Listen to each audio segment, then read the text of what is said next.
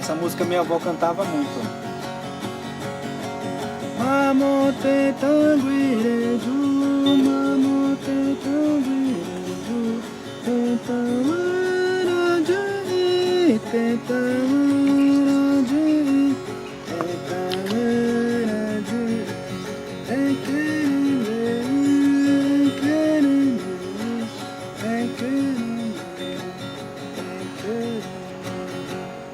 Essa música é muito antiga dos Guarani, que fala assim: de que cidade você veio? Para os não indígenas, né? De que cidade você veio? Você veio de uma cidade muito longe, você veio de uma cidade muito longe. Chega, pode entrar. Chega, pode entrar. Se vocês não sabem um pouco dessa aldeia, a gente vai falar, né? Então vem a Tinha que ela vai falar, vai. Em Guarani, gatinho é tiwi, e cachorro é jaguar, e borboleta é popoí, e peixe é pirá, e as árvores é uburá.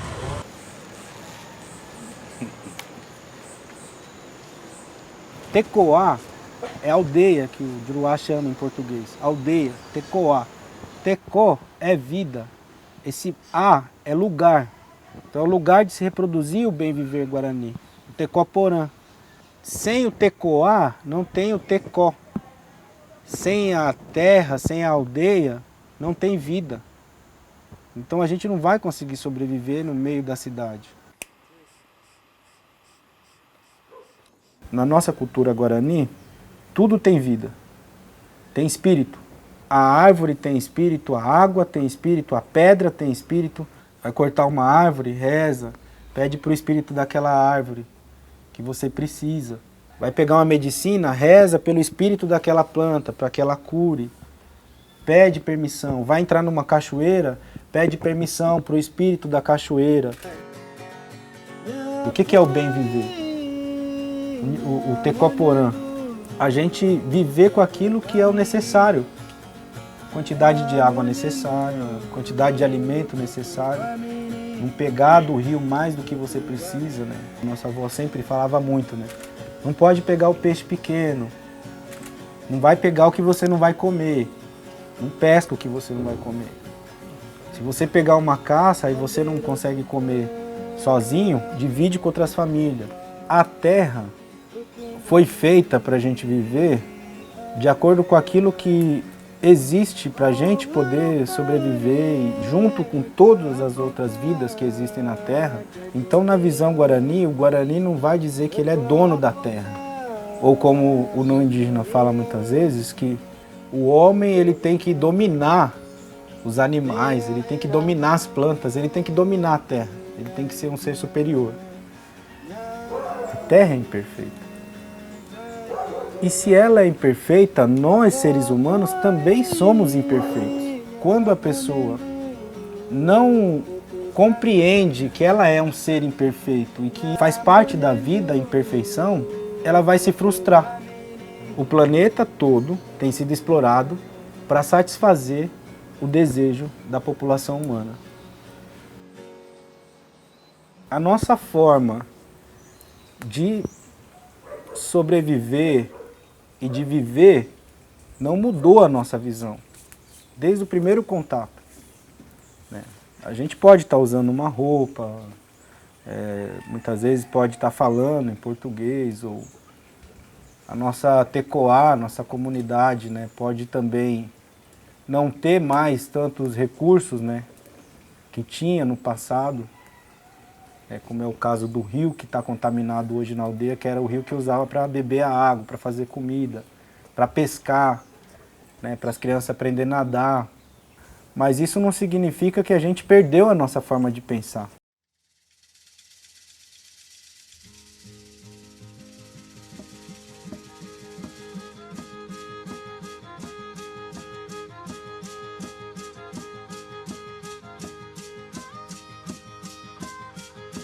A A população indígena no mundo é 5% da população. Nós, povos indígenas, protegemos 82% da biodiversidade do mundo. Falam que é muita terra para pouco índio, mas é pouco índio protegendo a vida para o mundo inteiro sobreviver.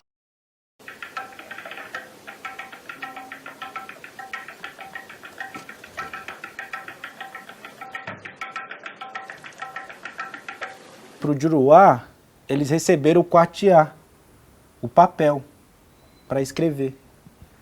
Quando, em 1500, chegaram aqui os portugueses, nenhum dos povos indígenas da América do Sul tinham escrita. E por não ter essa escrita, eram menosprezados com seu conhecimento. Só que o povo Guarani, a gente está falando de um povo de no mínimo 30 mil anos de existência. Que todos esses milhares de anos vêm reproduzindo a sua visão através dos seus anciões e passando pela oralidade, pela língua. Através do papel, começa então o não indígena a dizer que é dono. E também foi no papel que foi registrado as palavras de vários escritores de muitos anos atrás, de mais de 4.000, 3.000 anos atrás, que se tornou o livro mais lido no mundo, que é a Bíblia. Eu vejo que são palavras para o bem, que ensinam as pessoas a fazer o bem.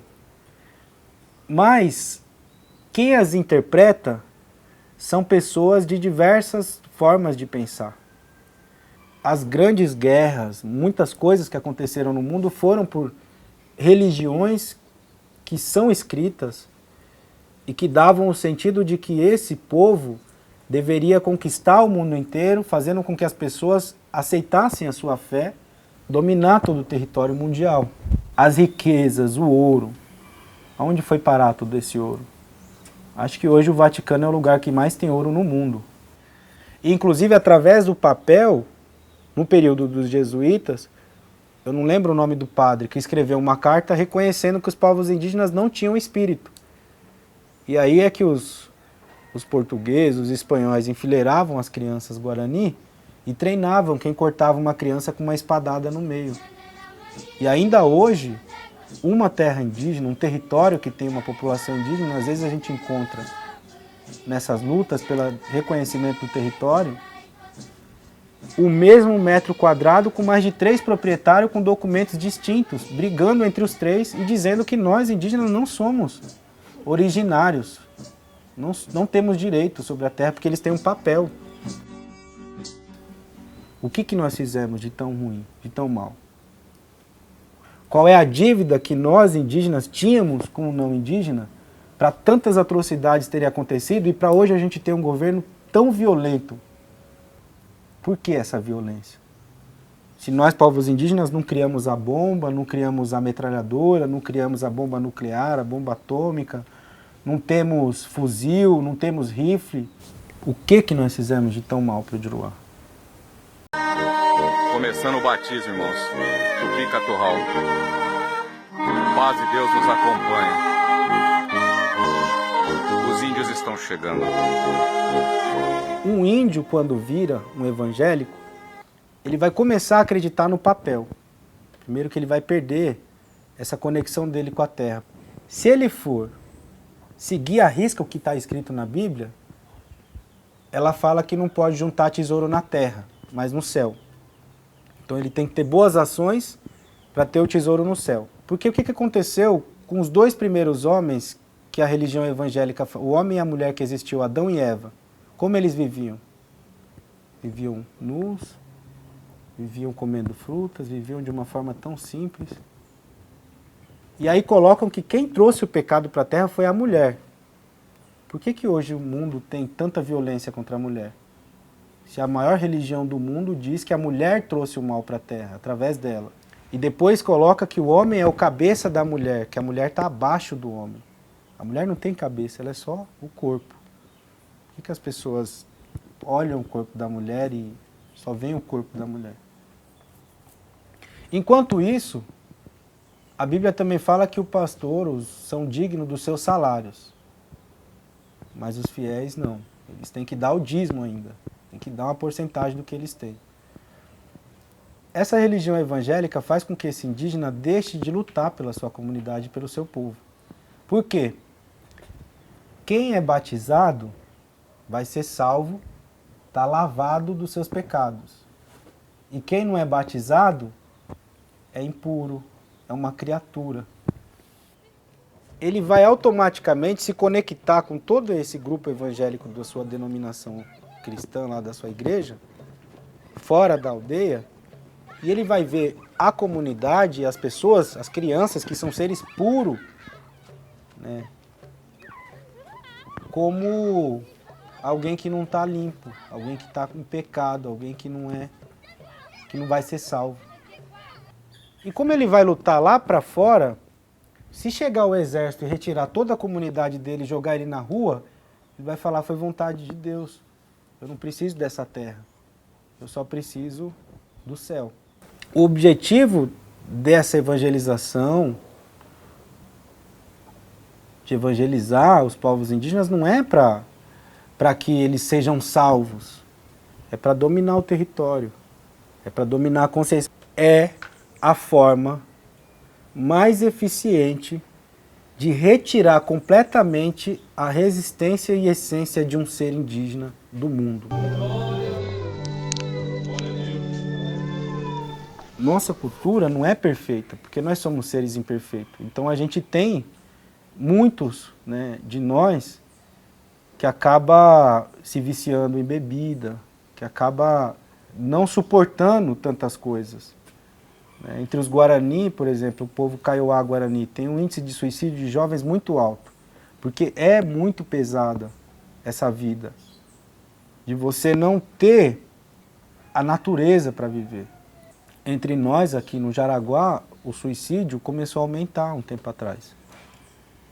E aí a gente teve que se fortalecer muito, buscar essa parte espiritual para os jovens parar de pensar assim. E a gente conseguiu diminuir. Tudo que tem é de alguma forma para você consumir mais. Então você compra um tênis, você compra uma roupa, você compra um carro, você troca de casa, e você vai comprando e aquilo vai satisfazendo momentaneamente, mas sempre a pessoa quer mais. Começa a produzir mais. E aí o homem começa a imitar o que foi feito por Nyanderu. E a Bíblia, né, a própria Bíblia, ela fala que o demônio, o diabo, ele tentou imitar Deus. Ele tentou se mostrar tão poderoso quanto Deus. Será que hoje o homem não está querendo se mostrar tão poderoso quanto Deus? Querendo criar tanta coisa? Eu tive uma visão que eu via o oceano. E eu via uma imensidão tão grande de plástico, de tanta coisa, não tinha fim. Essa ganância, essa ambição de querer juntar tanto poder, tanta riqueza do Juruá, ela já não cabe na Terra. Ela não tem como sustentar tudo isso. Qual é o futuro que o Juruá quer? Porque o Brasil já foi colônia, já foi império, já foi república, aí já foi ditadura, aí foi redemocratizado e agora está nesse governo que a gente pode juntar tudo que existiu de pior para trás, ele representa, desde 1500 até os dias de hoje. O poder que a política dá para o Juruá, né, não é o nosso objetivo de vida. Porque como é que a gente vai valorizar a nossa visão, nosso conhecimento tradicional, se a gente usar as ferramentas do não indígena, de poder, de domínio, de opressão, de violência, para tentar fazer o bem? Será que a revolução é no meio da cidade? Será que buscar mais elementos para complementar essa paisagem urbana com coisas produzidas pela mão do homem é o futuro? Quem sustenta a cidade? Quem mantém essas pessoas aqui? É a própria cidade? Porque as pessoas que vivem nesses lugares, elas só estão preocupadas com o seu próprio prazer. E isso gera escravidão, gera morte, gera violência, gera extermínio dos povos indígenas, gera tanta coisa. A cada metro a mais de cidade, é um metro a menos de futuro. E a cada metro a mais de cidade, é um metro a mais de poder para aqueles que querem imitar Nhanderu. Um lugar que não tem presença de animal é um lugar morto. Se você não escuta de manhã os pássaros cantando, você está tendo a visão do que vai acontecer quando você morrer. Quando chegar um tempo que não ouvir mais o som da natureza, vai ser uma tristeza tão grande da humanidade, porque os pássaros, os animais, a natureza conversa com as pessoas. Tudo você é guiado pela natureza, se você prestar atenção. O vento, o tempo, se está frio, se está sol. A natureza, ela é um lugar sagrado que a gente precisa respeitar. O homem mais poderoso do mundo hoje, imagina colocar o Trump sem o celular dele para acessar a sua inteligência toda, para buscar ele com GPS, no meio da Amazônia, com todo o poder dele, sem nada, só ele ali. E com toda a inteligência, sabedoria e poder que ele tem. De apertar um botão e explodir um país. Quem seria o Trump no meio dessa natureza? Qual o poder que ele tem?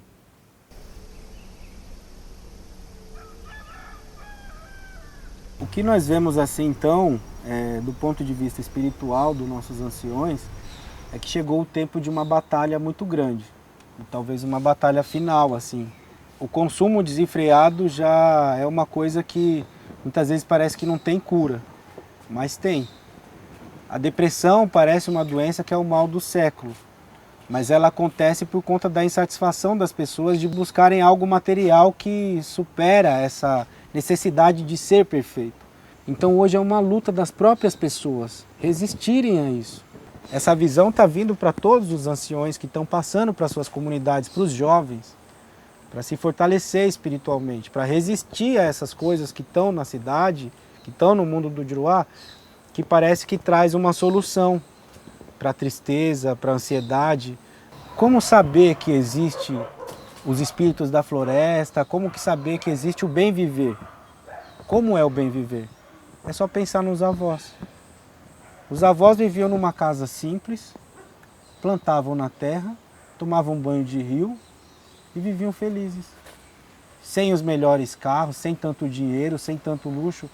Se a humanidade ela caminhar daqui para frente, querendo mais do que precisa, não vai ter futuro.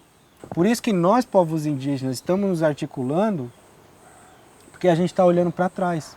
A gente está começando a caminhar para trás. Não com toda essa tecnologia, com todo esse aparato que é produzido pela indústria. Porque são coisas que não precisam, que não são necessárias. O remédio não cura, ele trata. A medicina da natureza, ela cura. Então as pessoas precisam passar por essa cura. É uma cura espiritual. Quando a gente conseguir chegar antes de 1500, aí o futuro vai existir. Se a gente continuar daqui para frente com tanta pressa, o futuro está bem aqui. Próximo passo, acaba. Por isso que a gente vai se encontrar em Brasília. Não é para enfrentar, fazer guerra com o governo, tacar flecha, guerrear. É para a gente ter o momento de compartilhar a reza de cada um, a fala de cada líder, de cada ancião. E saber que o caminho não é para lá, para frente, o caminho é para trás. Para trás. Se o Juruá ele olhar para trás, da questão política, ele só vai ver as besteiras que fez, uma pior que a outra. Mas adiantou 519 anos de tanta atrocidade, tanta maldade e violência. Em 2019 eleger um presidente igual o que está lá, não adiantou. O Bolsonaro é o futuro. Que futuro? Quando o mundo inteiro fala para proteger a terra, ele fala que a Amazônia tem que ser explorada, que é um lugar que tem pobreza, que tem mato, que não tem nada, que está improdutivo. Que visão é essa de futuro, né? Então é isso. Avete, Kudjavete.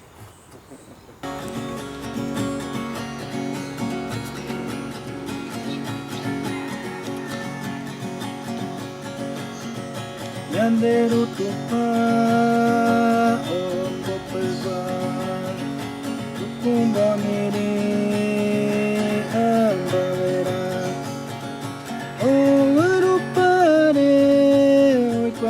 potã, jai koiyama. Oi pra potã, jai koiyama.